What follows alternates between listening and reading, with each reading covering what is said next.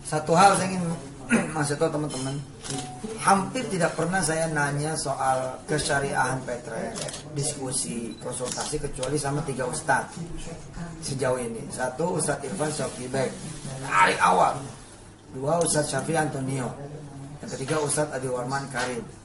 Selebihnya saya tidak pernah sepertinya nanya atau konsultasi atau diskusi dengan ustadz-ustadz lain. Jadi mohon maaf lahir batin jika ada kemudian berita bahwa saya pernah konsultasi dan diskusi dengan yang lain lalu dikasih tahu tentang kesyariahannya Petre dan saya tidak nerima. Gak mungkin. Saya adalah ustadz yang selalu menunjukkan di sosmed, di Instagram, di Facebook, bahkan di televisi sebagai ustadz yang selalu siap menerima kalau memang ada kesalahan dari saya dan kekurangan dari saya. Tentu saja perbedaan pendapat pasti nantinya ada. Perbedaan pendapat itu pasti nantinya ada karena pendapat itu sangat luas, fikih juga sangat luas. Jadi tunggu saja.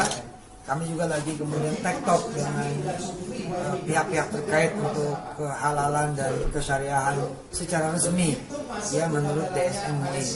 Dan saya sebagai murid, sebagai santri, sebagai junior dari para alim ulama senantiasa meminta nasihat para alim ulama, tapi juga saya juga dan kawan-kawan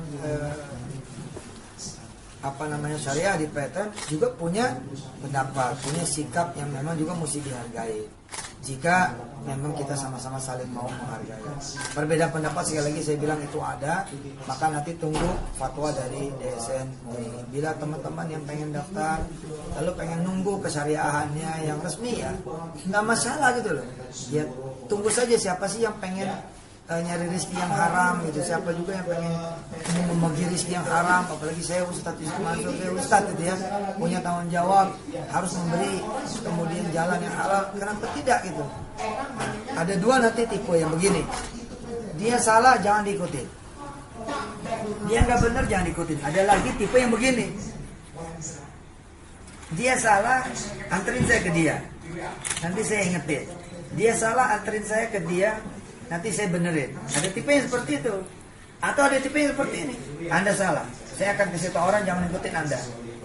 Ada yang begitu, Anda nggak benar, nanti saya kasih tahu orang lain supaya tidak ngikutin Anda. Tapi ada yang begini, Anda salah, berkenankah saya beritahu? Asik kan?